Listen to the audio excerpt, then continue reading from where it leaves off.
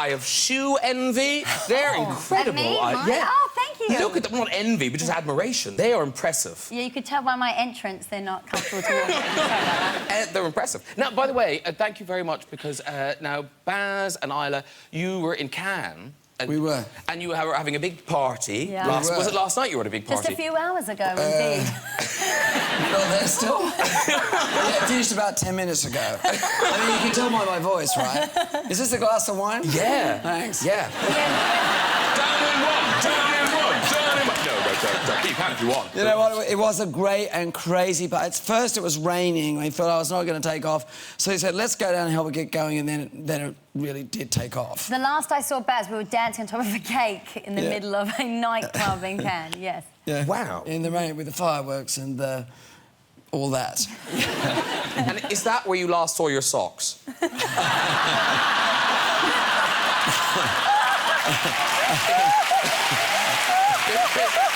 You know, it's not just my socks that went missing. But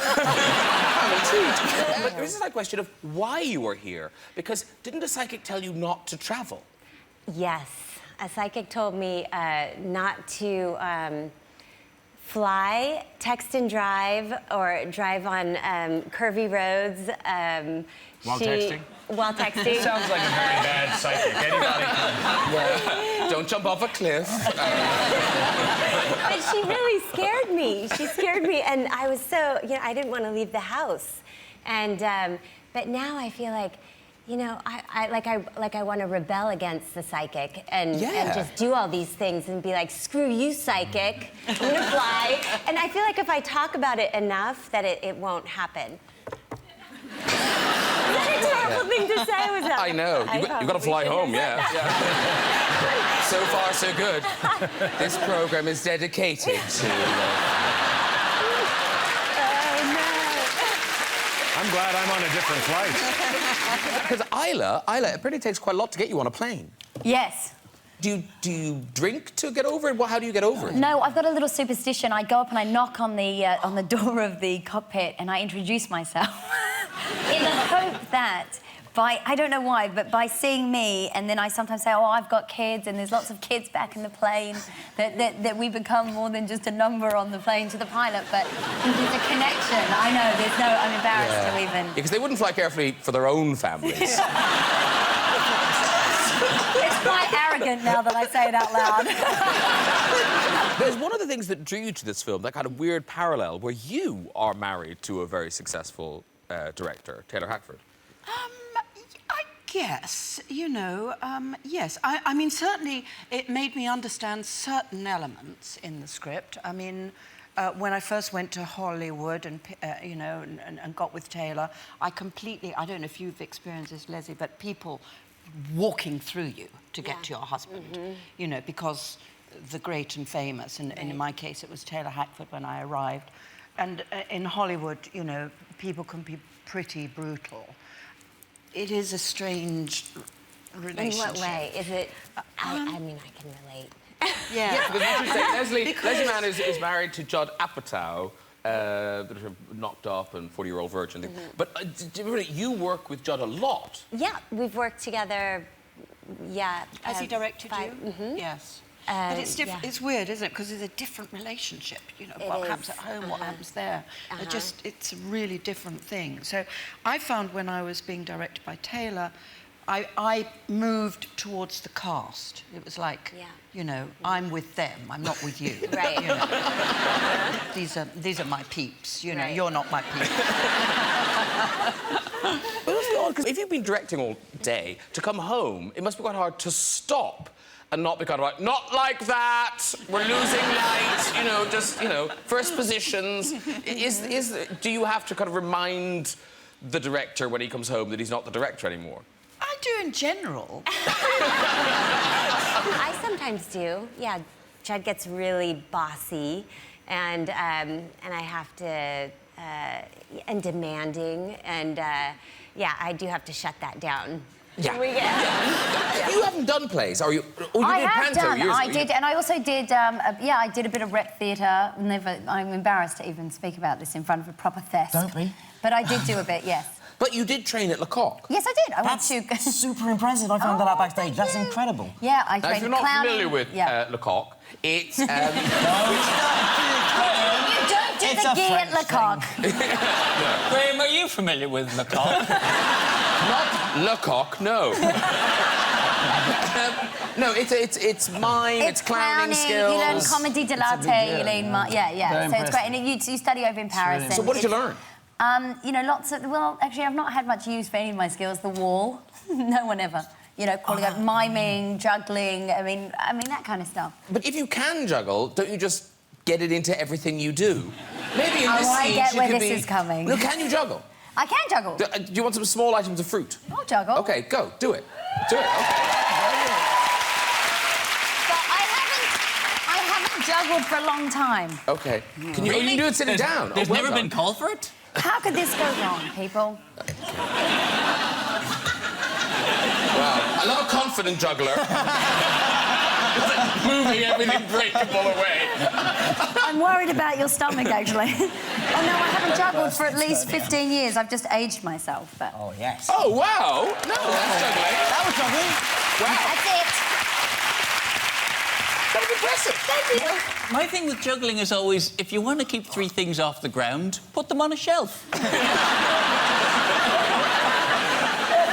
And actually, there's a question on my card. Oh, God. Which is, I think, my favourite question ever on a card.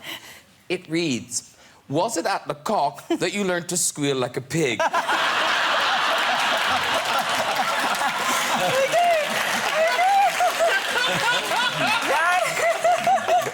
No, that's because I do a good pig noise. It's my party trick. Oh, gosh, I've really made a fool out of myself. No, you haven't enjoyed me. Give us a bit of pig Okay. noise.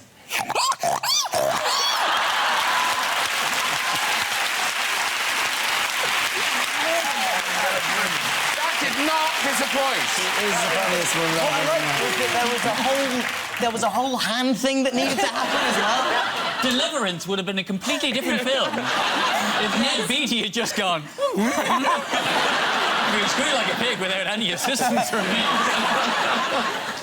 That was properly impressive. Oh, thank you. Where did you learn how to do that? I just, you know, at home. Trying to ingratiate myself with my children. It's good. And Leslie, in working on the script, you kind of did it through your own marriage. Is that right? Sometimes we would have little arguments through the characters, Pete and Debbie, and you know, saying things through the characters that we might be afraid to say to one another. Okay. Things like that, you know. Well, like, if I was Debbie, I might say this. Like, Jed might say, you know, wouldn't it be fun to have a scene where, you know, Debbie is really crazy and controlling? Yeah. And it would be great to have a scene where Pete you know, admits that he's a big dick. We would do that. But did you get a chance to put in the things that annoy you about Judd? Well, a lot of things annoy me about Judd, but I don't know if, don't they? After a long time of, you know, being married. Did the coughing thing didn't make it in? I've heard you talk about the coughing thing. The coughing, well, the snotty. Yeah, thing, well, the yeah. snot, the morning snot. Yeah. Yeah. Is that every day? It's every day. It might, he says it's allergies, but it's, I don't know what it is. My It's husband does the same thing. Is it a snotty, It's like, disgusting. the second he wakes up, it's like a faucet of snot, and he just, like, he just snorts and doesn't think to blow his nose until I tell him. And then he'll, like, take a paper towel, you know, from the kitchen, but not use the whole paper towel. He'll just, like, rip off a little corner and blow his nose into the little bit of paper towel, and it's not big enough to hold it all. And then he'll, like, take the little, like, corner of it and, like, clean up in there. And and then it starts all over again. It's like never ending, and I don't know what that is. I feel like there's something he should take or a surgery he should get or something to like cure that, or is that's never gonna go away? Sinus infection or something. Is it? I don't know. It sounds unbearable. I would leave him. I would pack up the kids and get out. Just leave him some tissues and just go. Isla, you played the kind of pivotal role of Myrtle Wilson. Yes. And I assumed, because you're both Australian, I just thought, oh, yeah, I'll be in your film. Yeah, come on, be in my film. But you don't really know each other and you had to audition. No, my husband had met Baz and had always said he's, you know, the greatest guy, and I was so jealous and I'm desperate to see him. And you go to these Hollywood parties hoping to meet your dream director. And, but no, I actually went in for an audition and I was so nervous because I thought, quite often when I go in for auditions, I sort of talk myself out of the job. I don't mean to, but I'll say, oh, well, that other actress is good at that. Or so I said to myself, don't say Daniel's a nodding, word. like, yeah, I do that. Do you do that? It's brutal. So, or I would mention, you know, like your story, the hernia, which is totally repulsive. I've got sort of... I've got like a verbal diarrhea that happens when I get nervous and really want something to happen. So I said to myself, do not speak, because if you say nothing, Baz may project Myrtle onto you, and if you open your mouth, you may not be the cheating whore that Myrtle is. So, I said nothing. I was a complete mute for as much of the audition as I could be, and I don't remember that at all. Oh, really? No, you came bursting into my room with Chateau Marmont. You leapt up on the couch. You were acting Myrtle the Scene. You were leaping all over the place. You're being fantastic. You had a fake cigarette and you know, get some chairs, why don't you? And I was... Definitely need to get your story straight. I was standing there. I took some photo. I went like, okay. Are you sure you cast the same person as you think you cast?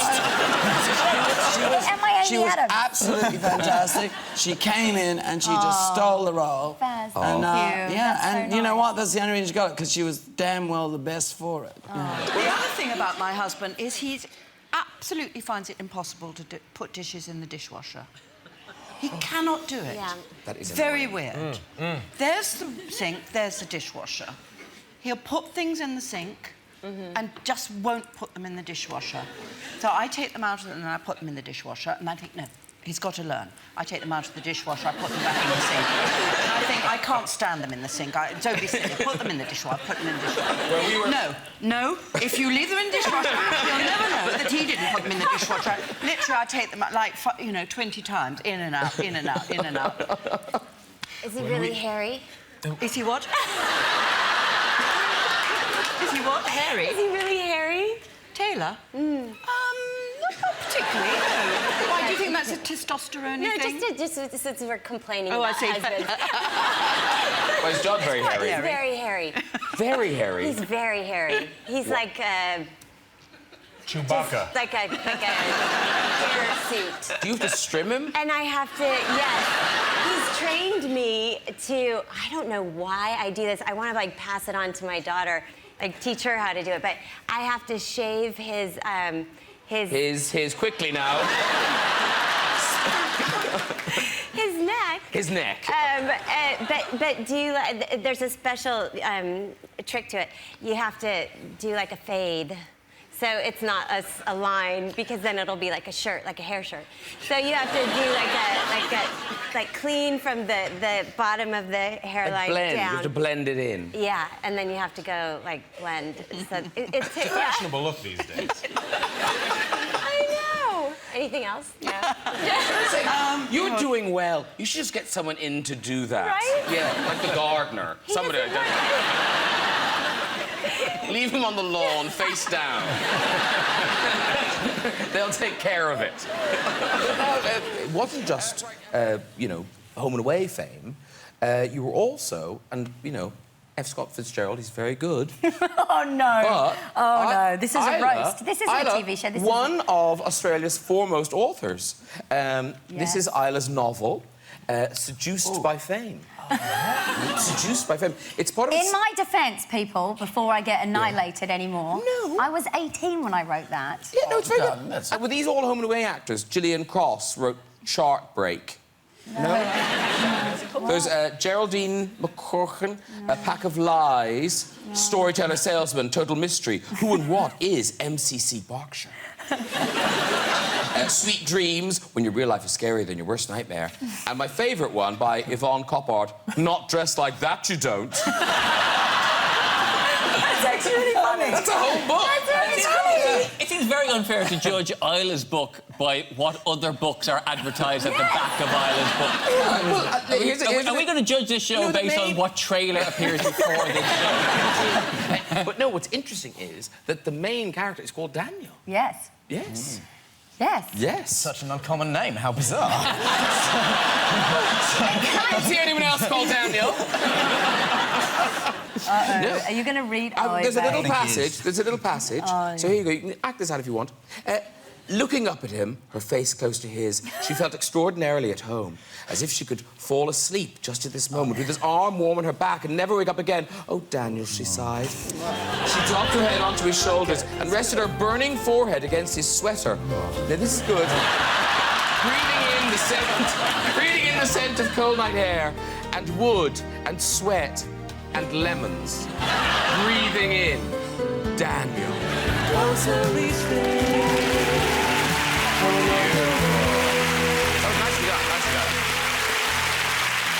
I heard you talking, and you were very honest about how excited you were to kiss Zac Efron. Oh, yeah. Yeah. Which is what a great thing. Well, not in a creepy way, a little We bit. all get it. We all get it. He was very young at the time, but my daughter... Well, then it's okay. He was weak. I could pin him down. I had a steamy sex scene in Love Ranch that Taylor directed. Yes, that was one of them. Well, you know what those scenes are like. They're so technical. There's 120 people on the set anyway. You know, it's something. No, don't put your leg there. You know, and put your hand here, and I'm going to shoot it this way, and it just becomes just a what's the word? A sort of mathematical thing to work out, but. I know that the actor was absolutely mortified, you know, and he was really worried about it. But of course, it was absolutely fine. But it must be kind of, you know, in terms of going to work, it's quite a nice thing to do, isn't it? Sometimes you know. Here's the thing. You get to kiss some hot Hollywood actor. I always hear actors say what you just said. It's technical. There's a crew. That's just what we say. And I just go, what? That's not true at all. It's awesome. I mean, come on. That isn't, you know, it's not too bad. Because your kids were thrilled about the Zac Efron thing. Yes. Zac kissed me, and I came home from work, and my daughter Maud ran up to me and licked my face. She could taste Zac's spit. His minty spit. Because, Helen, I read somewhere you talked about who your least favourite kisser was, but I won't ask about that. But who was your best? please don't go there. The best kisser? Ooh, gosh, what a difficult question. You mean stage kiss? You know, theatre. I mean, acting kisser. It's all kissing. No, it's not really, because, you know, that's what we so often as actors, especially actually more in the theatre, but also in auditions for, you know, film things, you walk in and, OK, you have to immediately be very intimate. If it's not actually kissing, it's touching, it's hugging, with someone who you've literally met 30 seconds ago. So, you know, we get to be able to do that, things that other people would just feel so embarrassed and weird. We have to be able to go there very quickly. And it's really hard. It's really awful, isn't it? That is very strange, though. When you, it's like you're done kissing somebody. Hi, I'm Paul. It is a very weird. But Paul, your longest screen kiss was with someone very unlikely, wasn't it? The most kisses I've had in a movie was with your hero, Jack Nicholson. Of all the, Jack? many times. Can I lick your face? Please do.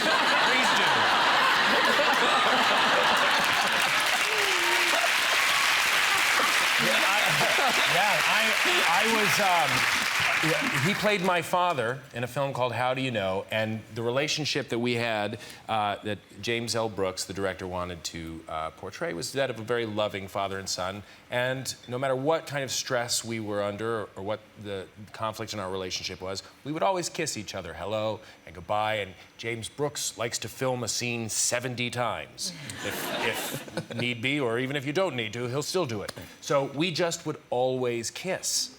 On the lips? Mm-hmm. It was great. But when I first met him, I was going to rehearse with Jack Nicholson, and I was very nervous because I'd never seen the man in person, let alone, you know, had never met him, and I was a huge fan. And when he showed up to the rehearsal, he walked in, he looked at me, grabbed me. Wait, so you don't get any lipstick on here?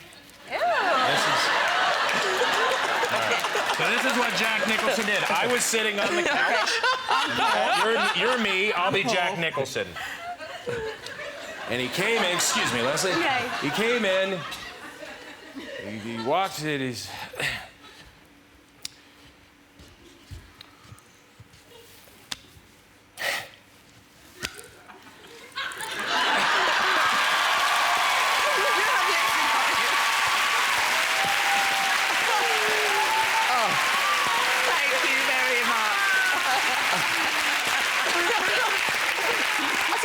Leslie, she's like a gooseberry down the end. Yes, you don't want my disease. You have a cold, you have a cold. I know. Back off, lady. He really did that. How old were you? This was just a couple of years ago. And it was one of the greatest moments of my life. Yeah, I bet it was. Yeah. I bet it was.